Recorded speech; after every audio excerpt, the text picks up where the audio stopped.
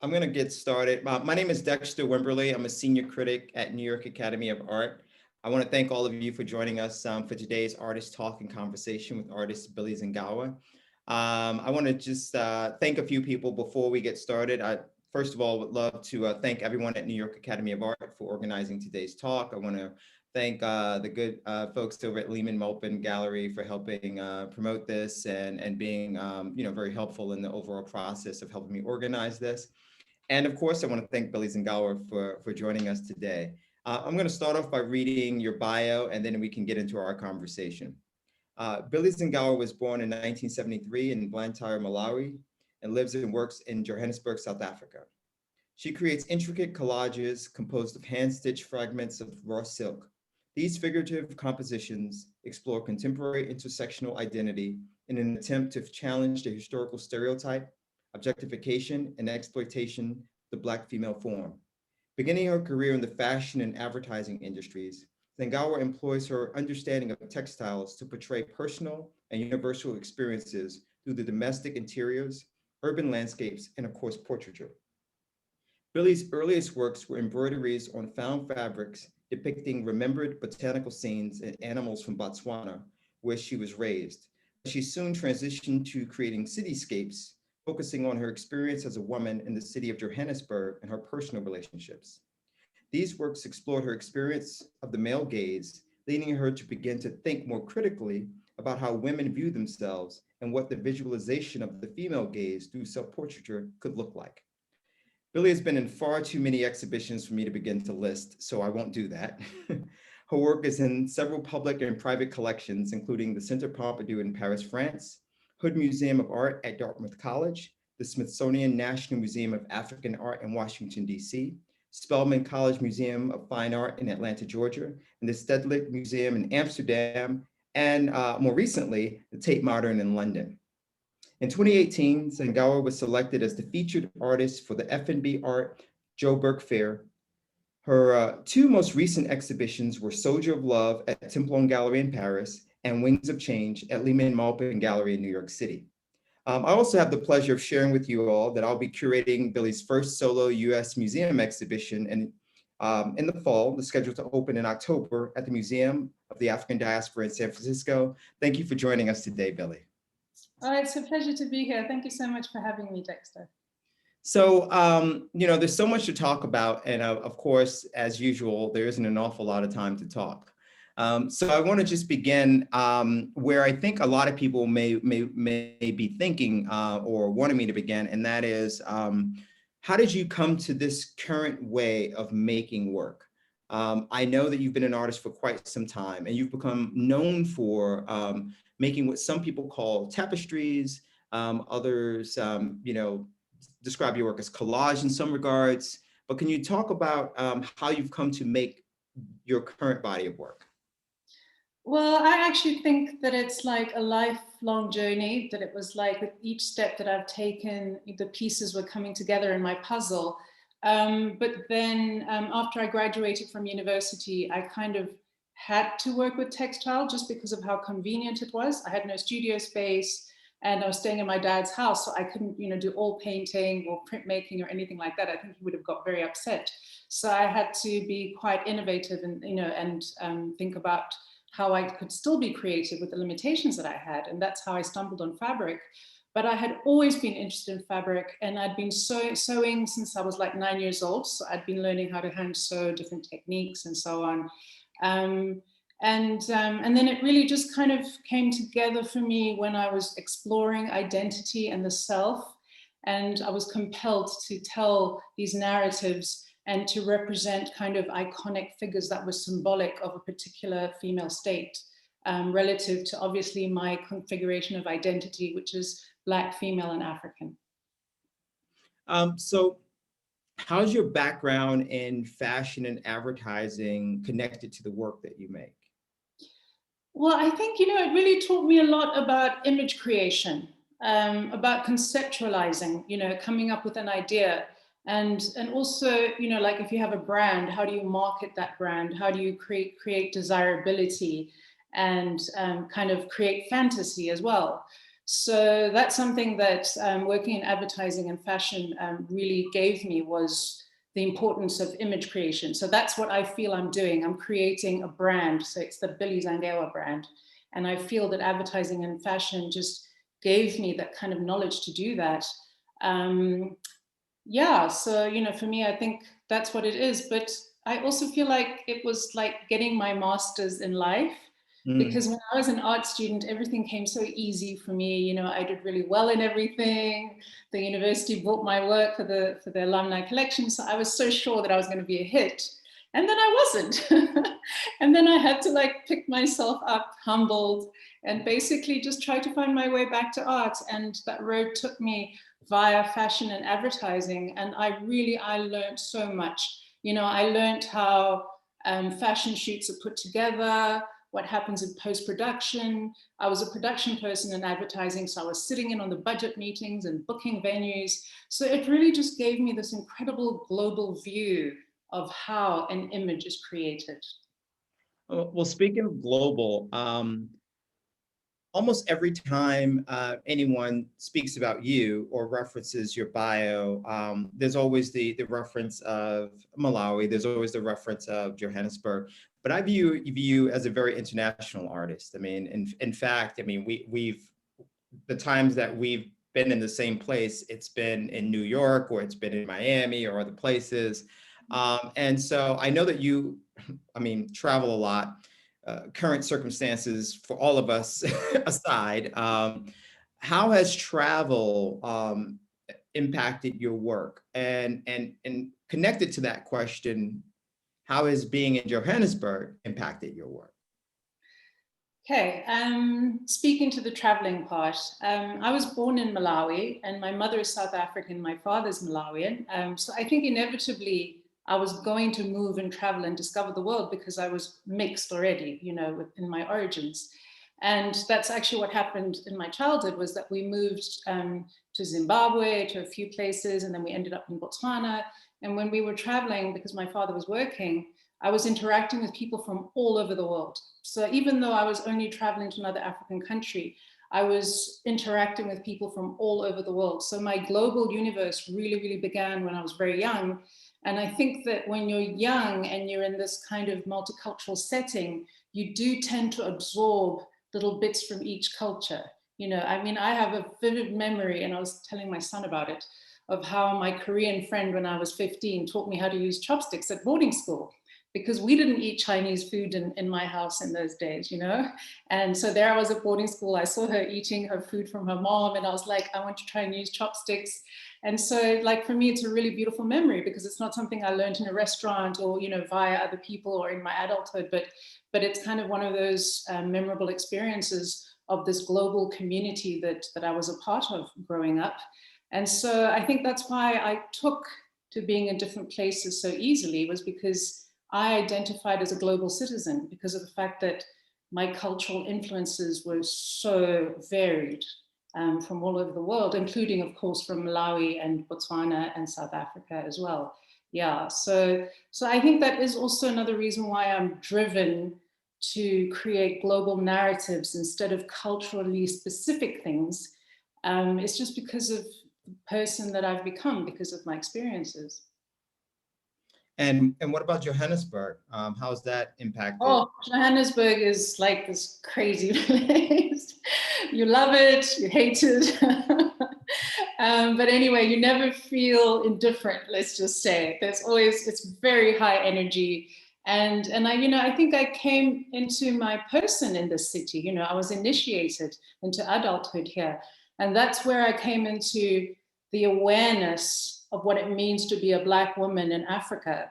What it means to be a Black woman, period, but particularly in South Africa and particularly in Johannesburg, because it's not a safe place to be a woman here. So then I had to kind of have all of these conversations with myself about where my place was in society, and, you know, about the fact that I had to protect myself. And I realized that actually my father had given me the first point of protection, which is education. Because once you have some education, you have a layer of protection.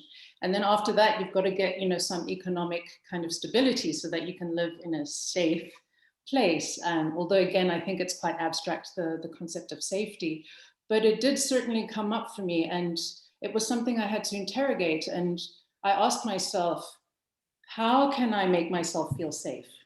So Mm. in a way, that's when I started making the images that I make, and particularly the rebirth of the Black Venus as this kind of strong, iconic, menacing female figure, because I was saying I won't be intimidated by the violence perpetuated by women, and how we constantly have to think about our safety. The first thing I always think about when I go to a city is, can I afford cab fare? Because if it's not safe for me to walk or take public transport, safety is my first priority, and it's my responsibility. So that's really kind of the place, the psychological place where my initial images were coming from. You must have said something really heavy, because where I am, the thunder is starting to roll in. So this might be a first for me, where I have a Zoom conversation interrupted by thunder and lightning. We'll see what happens. Well, I think I'm projecting Joburg, because that's actually one of the most beautiful things about Johannesburg, is that we have these insane summer thunderstorms. It's like the heavens open and there is this drama, but it's so incredible. It's like positive energy. And I think that's why I stay in this city. It is violent and you can sense the violence, but there's also this beautiful, incredible energy that just says anything is possible. Wow. Well, I mean, I have so many more things I want to ask you along that line, but we also have some images of your work that I want to get to. You know what's interesting? You and I talked about this a little bit, but I've known you now for about 5 years or so, if I'm not mistaken. And the first time you and I had a public conversation with one another, I looked it up because I was kind of curious about it. It was on May 7th in 2016. So it's almost 5 years ago to the day. Wow. That was during the 154 Contemporary African Art Fair in Brooklyn, New York, when they were doing it at Red Hook. The topic of our discussion that day, or the title, was Materiality, Storytelling, and Grand Narratives in Contemporary African Art. It's funny because I feel like we could have that conversation today. But the reason I wanted to bring that up is that that was a few years after I had become particularly interested in what has been described as contemporary African art. I always put a little asterisk next to that, because I know that these terminologies are, often terminologies that were not created by the artists themselves, but it's categories that were created by the market, categories created by, perhaps even academics in some regards. That is a question I'd love to just, ask of you, sort of like, what are your thoughts around what has been, in my opinion, like a decade of extreme amount of commercial interest in artists from the continent? Yeah, I always think that everything is a double-edged sword. So it's like, it's really great to get the attention, but then now you feel like the pressure's on. So it's a little tricky. I think, I think that I'm very lucky, because, my journey has been a very, very long journey, and it's taken me a long time to get back onto my path as an artist. But it happened at the right time, when, when people are interested in the narratives of Black female African artists. So I honestly feel blessed, because when I was a young child, I wasn't even thinking this far ahead. I was just thinking, I'd really love to get to know more about this art thing. I went to go to university and study it. And then after university, I was like, I'd like to be able to pay my bills doing this. So I never conceived that this, this thing that hadn't happened before in history would be happening when I am, am an artist. So, I do believe in divine timing, and I do really, really feel lucky that I am doing this thing at the time that I'm doing it. But as I said, it is a bit tricky, because also, a lot of other artists are getting attention. So suddenly you're one in, however many. So then you have to really stand out. And so there is a bit of pressure to always, bring up 110%. But I don't think that's necessarily a bad thing for a person to have to meet their edge. Right, right. No, that's great. I want to jump to some images of your work. I'm going to do a screen share here, and hopefully, everything goes smoothly, because you never know with Zoom, right? You give it your best shot.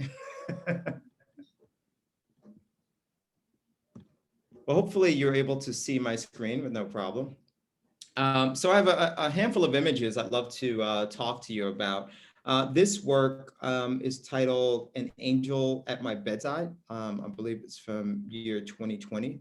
And since we have, several works, we don't have to spend a tremendous amount of time on each of them, but I just love to get a little bit of insight from you about either the inspiration for the work or something technical about creating the work that you think is worth knowing.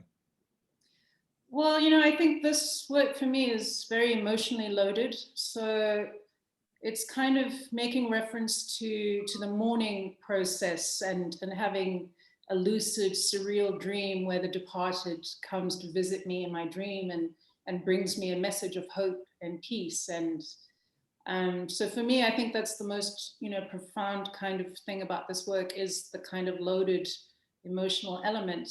But also the title, An Angel at My Bedside, was actually inspired by a Jane Campion film on the New Zealand writer Janet Frame. And the film was called An Angel at My Table. And I just felt that the timing at which I was watching that film while we were in lockdown, and then having this experience while taking a nap of having a visitation, I felt that calling it An Angel at My Bedside would be quite appropriate. I mean, I don't know how spiritual people are. I think we're all spiritual in different layers. But, if for me, when you get that kind of dream where somebody who's passed away visits you, it feels like an angel was at your bedside and that they were coming to deliver a message that may be something you couldn't see clearly or something that you couldn't resolve. Yeah, and there are some obviously surreal elements to this as well, even in in the physical manifestation of it. There's a silhouette of the gentleman with his hat on, which was not intentional at all, but it just manifested. And then the bedside portrait of my son, and then at the bottom, the jagged kind of missing pieces kind of remind me of angel's wings. So I do feel that I made this work with spirit, if that makes sense. No, that makes absolute sense. So you actually referenced the rebirth of Black Venus a little earlier on, and I know that this is a very significant work in its own right, and probably has a very interesting backstory that I'd love for you to share. Yeah, so this work again is representative of me being initiated into a different phase of my life where I was coming not only into the awareness of my adulthood, but also just coming into a form of self-acceptance, because really from when I was a little child up until this point, all I was thinking of was how to make other people happy with my actions. And in the part of the world that I was born in, particularly, that's what was really expected of female children, was that you comply and you put other people first and you make them happy. And you deny certain aspects of yourself that are considered not to be positive aspects. But then obviously I came to this point where I couldn't go on without actually acknowledging myself as a person and saying to myself that I was going to own all of me and not just the parts of me that society wanted me to be. But further than that is to just actually go for what I want, even if it goes against what society expects of me. Like for instance, I believe I'm not the marrying kind and I haven't married and I have a child and my life is very happy. But the old me, I was engaged, I was going to have this white wedding at this beautiful wine farm. The truth of the matter is that I just don't think that's the kind of person that I am. I think I see these things very differently. And yes, you're told to be afraid. You're a woman, you can't be out there alone. It's scary. You've got to get a man. You've got to get someone. So I just decided to walk in the fear and go and discover what there is, So this work very much represents that for me. It's called The Rebirth of the Black Venus. And it is about seeing the world from a new point of view and then making a pledge that everything you do and think after that would be with this vision. Oh, that's fantastic. That's fantastic. It really is. And so switching gears from sort of an exterior image to something that's more interior and sort of rooted in a lot that has been written and said about your work in terms of its relation to domesticity, I'd love to talk a bit about this piece, but then also within the context of your becoming a mother and what that has meant for your work as well. Well, you know, becoming a mother was really a wonderful, wonderful experience for me because it grounded me. So my images kind of went from the iconic, you know, individual, untouchable female form to a much more kind of human, everyday representation of a female form. And I think for me, what was happening psychologically was I went from being defensive and trying to go against something to saying, you know what, I'm actually just doing my thing right now. So I don't even need to engage, you know, in any kind of way with something that's outward. And I think also if you have a look at my work over a period of time, I don't really meet the viewer's gaze because I'm so comfortable with what I'm doing that I don't need approval from the outside.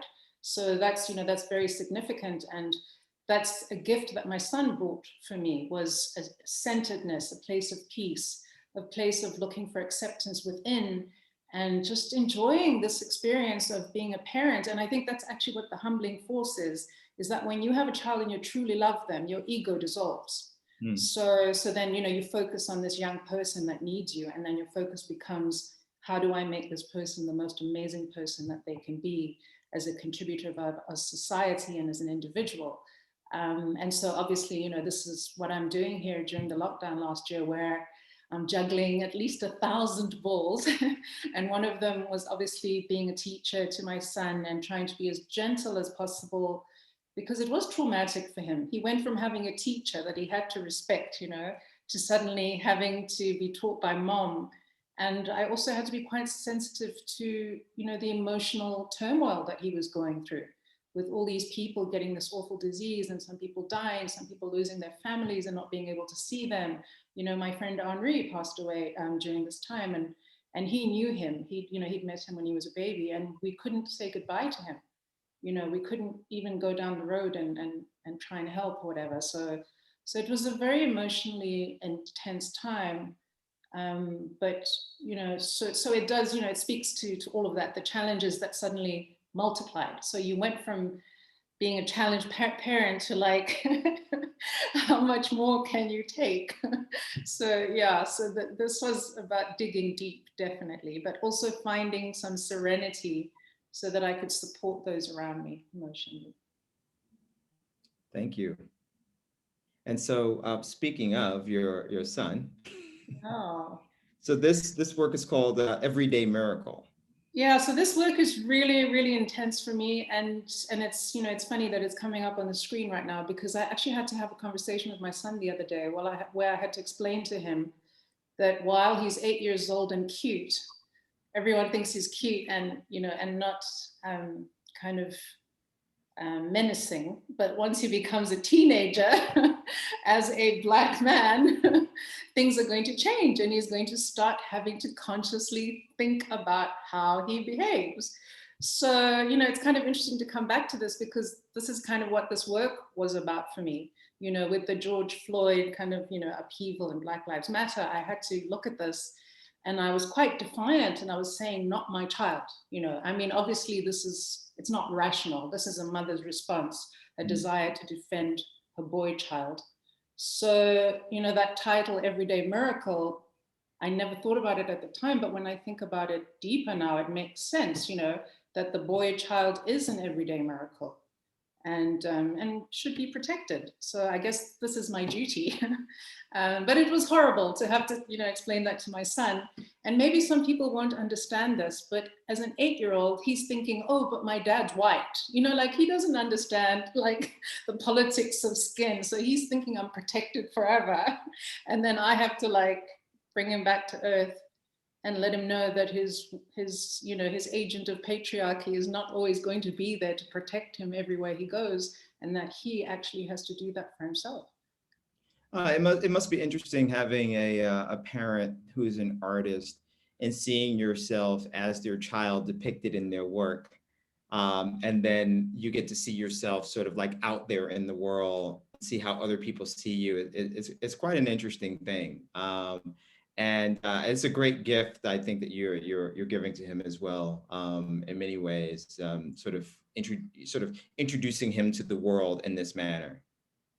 Yeah, and I think for him as well, that in years to come, it's going to be like a diary of his life, because he'll be like, oh, I remember that trip we took with mommy. I remember what was going on there, and there I was that age, and then I was that age at that time.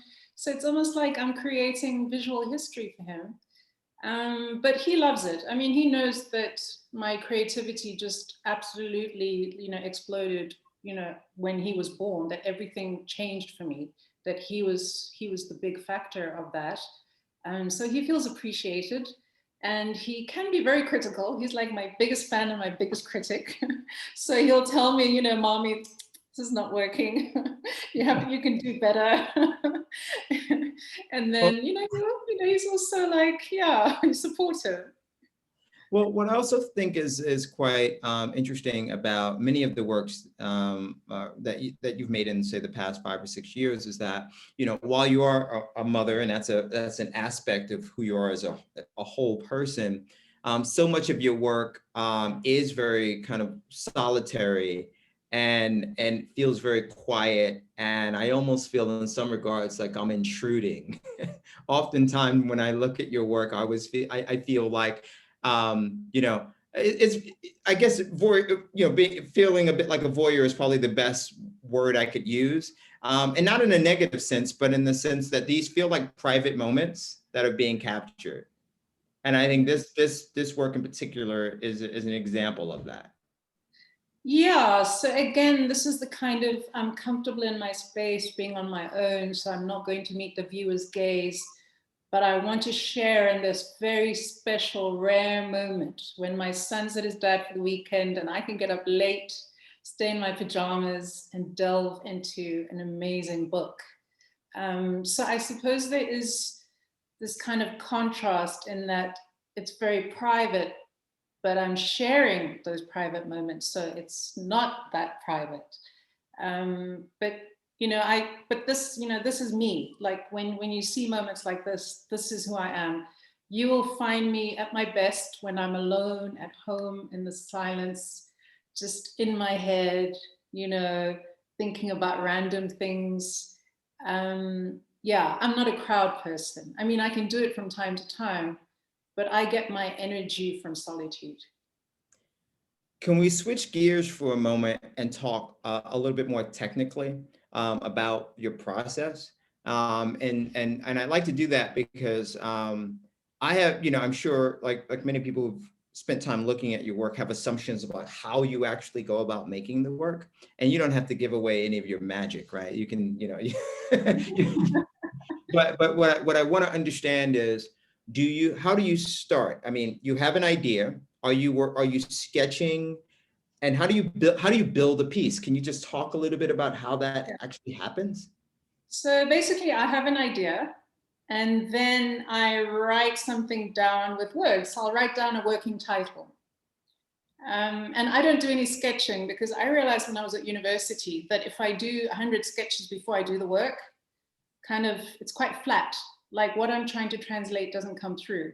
So that's why now I'll probably write a title like In My Solitude. And then in my head, I know, oh, it's me sitting on the sofa, reading a book and drinking a cup of coffee. And then after that, what I'll do is that I will set up my camera with the timer on, and then I'll go and, try a few shots, take some pics. I have to be very quick. And then I look at those photos and see what I think I can put together. So basically for this work, I use 3 or 4 photographs. So although it looks like it was just one, it's, sometimes I collage. So, just to kind of, to really just get my message across, to create that clarity of narrative. And then once I've got my collage photos together or whatever, then I put it all together in a drawing on newsprint paper. So then it would be this on one piece of paper. And then I just start cutting it out and layering it onto a background piece of silk. And so, thank you for sharing that. And so this is a bit of a departure. So it's kind of like a rare work in the overall body of your work. I mean, obviously, I've been doing a lot of research on the works that you've made in the past, decade plus, and most of your work does depict you, And then obviously some of the more recent work, I see your son emerging quite a lot. And then every once in a while, there are different male figures as well. And so can you tell us about this particular piece here, because it seems quite different than many of the other works? So this piece is called Angel, and it's basically a tribute to my father. It was the year my dad passed away, and we had his funeral at the Catholic Church, which is the spires that you can see in the clouds in Owl North. And I just wanted to capture him in this photo of him when he was younger. And so this is really just paying tribute to an ancestor, for me to honor my father, and in a way to also say goodbye, you know. Yeah, it's a very special work to me, but my father was very, very special to me. No, that's really touching, and I had sort of like an idea that, you know, that story sort of makes sense as I was looking at this piece and trying to like come up with my own sort of understanding of it. Yeah. And I believe this work was made 5 years ago. Something. Yes, it was. Yeah, I think it was the year that I came to New York and we did the talk. It was at 154. Yeah, 2016. Yeah. Yeah. Absolutely. So this is a more recent work. I believe it's from 2019 called High Hopes.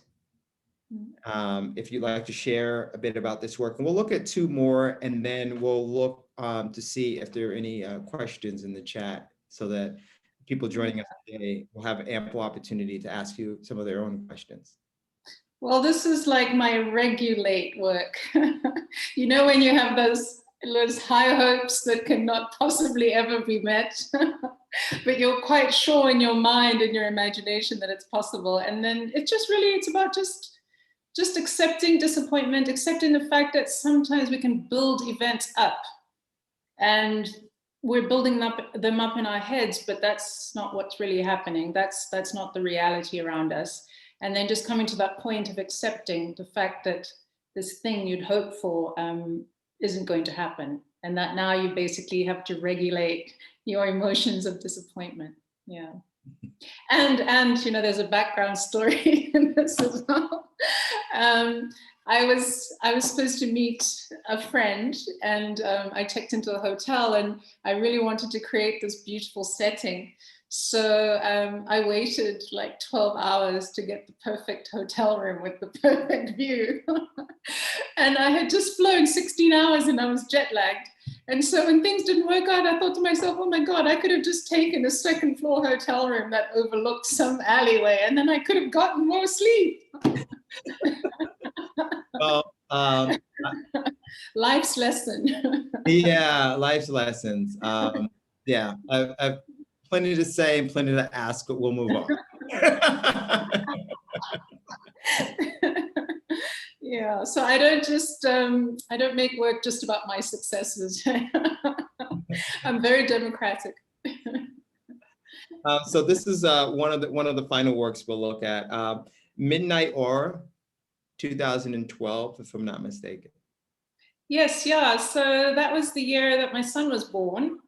And there are actually two of us in this piece, because I'm sleeping, but I'm sleeping so much because I'm busy making my son right there. So my body's like super, super busy, and just like lying down and going to sleep seemed like the best thing to do.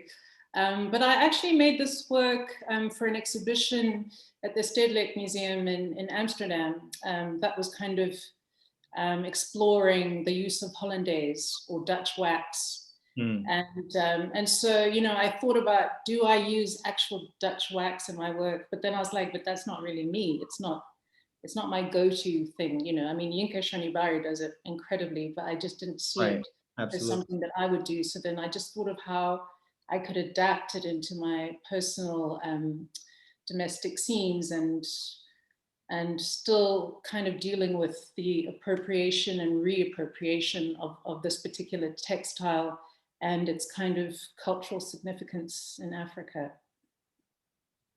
It's interesting you should say that about the Dutch wax cotton. I'm a huge fan of Yinka Shonibari's, and I've fortunately was able to meet him, and I've seen a lot of his work over the years. And he owns that in many ways. Oh, yeah. Right? And I think it's an interesting thing for an artist to sort of see themselves possibly moving into someone else's territory and going, you know what, I'm going to back away and I'm going to do something that's still uniquely mine, and sort of carve out and continue to carve out my own lane. Yeah, well, you know, I don't wear Dutch wax. I do not own anything in Dutch wax because as an African, I don't identify with it. That's not my African. Right, So that was obviously also about authenticity of experience. right, right. Absolutely. And so this work, bit of a showstopper. I've seen this at the Smithsonian Museum in DC, actually. That was 2 years ago, I believe. Yeah, yeah. Winston Gardner as part of their collection. Another, very, very significant work, but a bit different than the other pieces we've looked at. And so we can take a minute or two and maybe you can share a bit about this particular work. Yeah, so this work for me, it has a couple of layers of narratives. And the first layer is that I just had a child. And so I was thinking about food supply, And so when I was growing up, my dad always had a vegetable garden. So I thought, well, if I grow a few things, I can control part of the food supply that I'm giving to my child, because organic in a shop isn't necessarily as organic as what you might think. So this was really just thinking about, how to keep my son healthy and feed him healthy, natural foods. But also another thing that came up for me was that I realized, especially at this time, that I would suddenly wake up in the middle of the night and have the impulse to go out and plant seeds. And then I realized that my ancestors from Malawi, who were big into agriculture, I probably had that genetic behavior in me, but it was only activated when I had this need to provide food for my son. So, it has a little bit of spirituality to it. I think you can see in the tones of the back and the clouds and kind of just the intensity of the eyes that there is a little kind of mystical thing going on as well. But I think that nature is mystical, Yeah, there's definitely a bit of there's something surreal about it. The darkness of the trees behind you, as sort of like juxtaposed against what must be a bright sunny day because you're in the garden. Yes. And it creates this sort of almost dreamlike environment as well. Mm. That's But it fantastic. was interesting because I was told when to plant, and everything I planted when I listened to the prompting always grew. Hmm. So there's definitely some kind of timing somewhere in my genes. We have, we actually have two more works in this group of images that I put together. So we may as well just go for it. Let's just go for it. So this work here is titled Birthday Party, and it was created in 2020. What can you share about this work?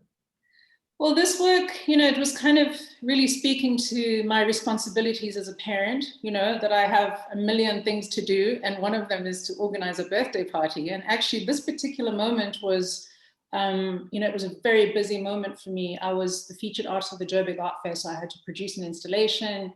And then I was going to Miami for the first time and I was doing a solo presentation. So I had all this work coming up. And my son's birthday was in the middle of all of this. And he'd had such a difficult year because he'd been diagnosed with sensory processing disorder. So I was also driving him to different therapies and it was just like emotionally intense. And, he was really going through a very difficult time in his life. He was struggling emotionally and socially. And it was just such a hectic time. But I was Superwoman and I pulled it all together and organized a birthday party in the midst of all this. It actually turned out to be a really, really amazing day.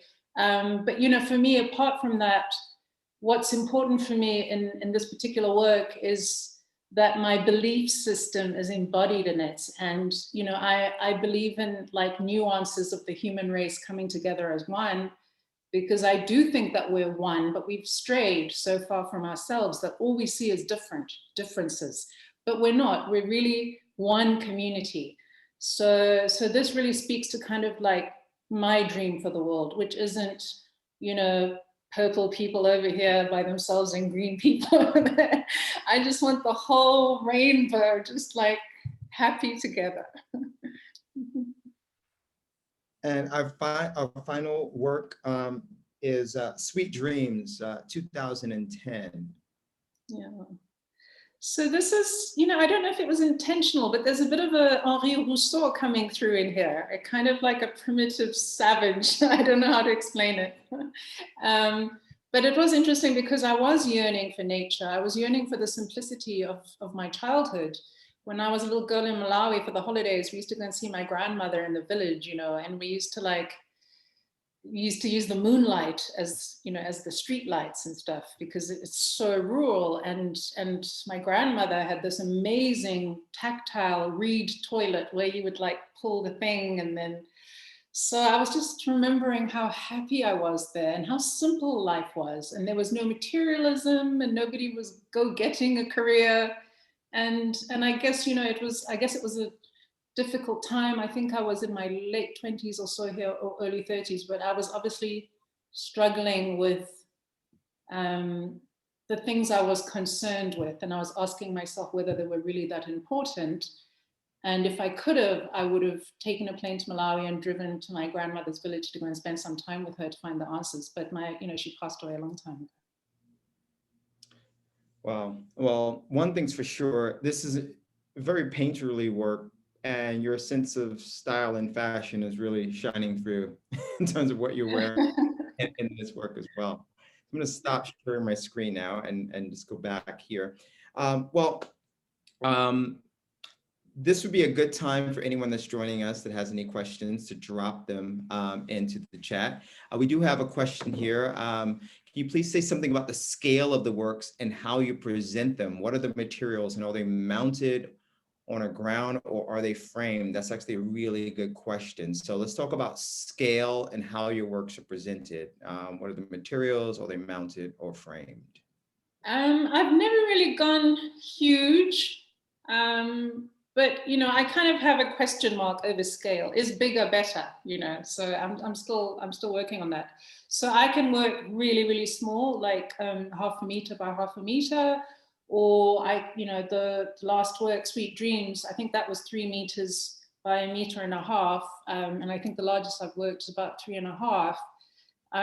But I do find size irrelevant, because I can make the work this small and it can be my genius piece, as I call it, and then I can make a big work and kind of feel quite ambivalent about it. Initially, when I was showing my work, we would frame them in a box frame floating. But then I remember I was at one art fair, 154, and I'd made this work that I was really, really excited about. And I was like, oh, I can't wait for people to see it. I think this is a really good work. But then when I saw it framed in the space, I was like, it's not, what I saw is not coming through. So then I said to my gallery at the time, I think we should actually take it out of the frame. And of course, they were a bit worried about people spilling their drinks or whatever. But it was actually a very good move, because suddenly people could actually engage with it and have an interaction with it without any kind of barrier. So that's how I show my work now. But obviously, for conservation, long term, one would probably frame. But I think it is great for the viewer to see it outside the frame. Yeah, I definitely agree with you there. Having seen your work in person and having a good sense of the scale of the works that we've reviewed today. I mean, most of them fall within to use inches, to move away from the metric system for a moment. Typically anywhere between 40 by 50 inches in terms of their scale. So large enough to be able to make a statement, but small enough to be, mobile, so to speak. And I think, the challenge with framing works like yours is that so much of your hand is involved in creating the work, and framing it almost feels as though you're putting it in a vitrine and changing the entire context of the work. Those little imperfections that are on purpose, maybe there's a thread hanging there, or there's something that's going on with the stitch that's intentional, almost becomes lost when you put it behind glass. Exactly. And it also seems to become sculptural outside of the glass. Correct. Because, it responds to a breeze, and then it moves slightly away from the wall. So it does take on a different meaning. Yeah. Oh, well, here we have someone asking a very like businessy question. With the rise in popularity of Black art, many collectors are snatching up the work. What are your feelings toward the idea of people flipping art? And do you have any terms in place to counteract that? Wow. Well, I mean, the worst thing is when your work shows up at auction. I have to say, I get very depressed. Like literally, I just become deflated. So that's kind of being my lesson, is that you have to be quite considered about who you're selling your work to. You know, if they're real supporters of art who are going to keep your work and loan it to museums or have their own exhibitions. So, you know, for me, that's been the growing experience. And I don't think you can control something 100%, but one can definitely become more savvy about it. So now I kind of go with the people who've proven themselves, you know, that they do really support the art and they're not waiting to flip it at the next auction. Yeah, I mean, I definitely hear a lot about that. There are a lot of conversations around, resale royalties for artists and all those kinds of things. And I think that now is the time when those conversations are starting to gain steam. But as you said, every situation is different and you can't control for every variable. So here's another question. This is a good one too. Do you work with assistants? And how do you divide up the roles between you and your assistants? But I don't believe you have assistants. Oh no, I have, you know, like the Tailor of Gloucester, I have a couple of mice that come. Okay. I should call them mice angels because they do kind of just fly in and save the day. But yes, I have a couple of ladies and they're beaders by profession. And when I'm working towards a show, I can't do it all by myself. And actually then the sewing is not a pleasure anymore. It's a huge labor and it's very draining. So basically when I have those ladies coming to help me, then I would do it up to the point where I pin it onto the backing fabric and then I pass it on to them to work on it for a bit and then I take over. But for each show that I do like to do a bit of the sewing myself because I do find it very centering.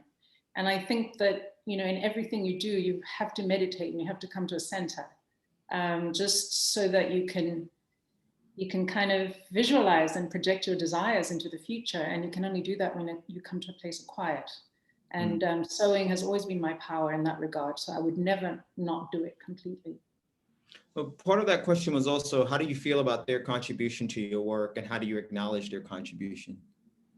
Well, definitely like their hand, everyone's hand is different. Like we all have a different tension.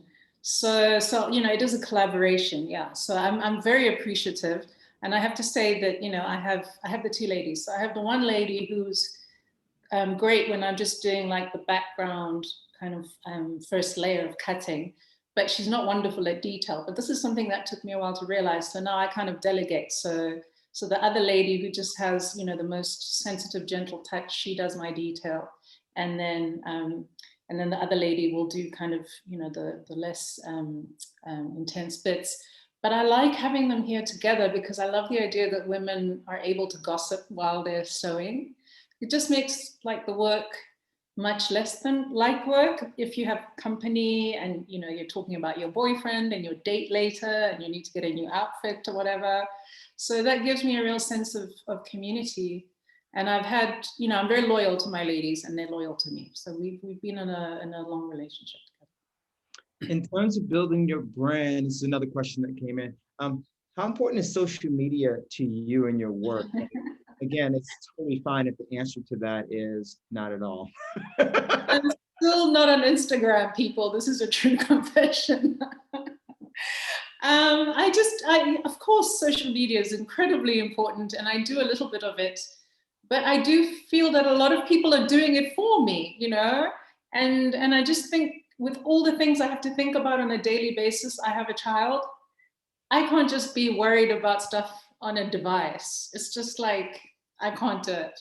I mean, maybe if I was a millennial or, you know, my son is always making fun of me, he calls me a boomer. and, and so it's like, I know I could do better, but I think it's been okay. Another question is, what's your dream project? Sure. Wow. I don't know if I have a dream project. I mean, I have this idea that I would love to make a film, but like with fabric, and then I'd love to like make this musical piece that I create. So it's really just bringing all my talents together, because I used to be a singer and I was classically trained, and I used to do performances and stuff like that. And obviously when my art took off, that fell away. But you know, my dream is to just create something that just speaks to who I am, you know, all the kind of creative interests that I have. Yeah. Someone asked, is your work hand sewn? But I believe you answered that already earlier on. Someone else has asked, how did you learn to speak so eloquently about your work? Years of practice and many mistakes. But thank you so much for the compliment. So we have a little bit more time for a couple more questions, but you know, I won't end abruptly. I would like to just sort of like ask you what you're looking forward to. I'm looking forward to a lot, actually. I've got the show with you at MOAD in October. And then I'm super excited because I have like 2 shows at the same time with Lemon Mopin in London and Seoul. And I've never done that. So I am like super thrilled. And I'm going to do a little bit of experimentation as well. I'm just going a little bit away from my usual track. So I'm excited about that. And there's a few other things as well, you know, projected for the future. So really, I have goals into like 2 to 3 years, and I think it's fantastic. But I'm really focusing on this year, and this spring for us and autumn for you guys is big for me. So I'm very excited. Well, we did have another question come in. I didn't plan this, but it's actually a good question to be our last question, perhaps. And the question is, can you or I talk about the upcoming show at MOAD and whether or not there'll be a catalog? So yes, there will be a catalog, and we're really excited about that. This will be you know, a significant aspect of the exhibition. As I mentioned earlier, the Museum of the African Diaspora is in San Francisco, and this will be Billie Zangewa's first museum show there. I've worked with that institution on a number of other projects, but nothing quite like this. I'm really, you know, excited about it. There'll be, you know, approximately 15 or so works in the exhibition, borrowed from collectors and institutions around the world. It will open in October, hopefully at a time when people can travel a bit, and hopefully Billie can be there for the opening. The exhibition is also set to travel to different cities after it closes in San Francisco. I'm not going to jinx it by starting to list all the places it's going to go, because the world has been so terribly unpredictable. Right. But the show will be you know, a really great showcase of Billie's work over the past 15 years. We may have some work that's a little bit older than that, but the idea is to give the viewer an opportunity to see your evolution as an artist, both physically in terms of the work you've been making, but also psychologically and emotionally in terms of the different subject matter that you have been dealing with. And I think that your importance of an artist as an artist is starting to come into sharp view for a lot of people. I'm very honored to have known you for the past 5 years, and extremely happy to be collaborating with you on this upcoming project. I couldn't ask for something better to be looking forward to on my end as well. So I want to thank you for joining us today. Given the time difference, I'm sure you're thinking about dinner, a glass of wine, maybe bedtime, but thank you for being so generous with your time and answering all of these questions, both my questions and questions from the audience. And have a great evening, Billie. Thank you so much, Dexter, for having me. And I'm super thrilled about our show. And I think about how we met in London by accident, but it wasn't an accident at all. Certainly was not, certainly was not. And many more great things to come. Absolutely. Thank you so much. Have a great Bye. night.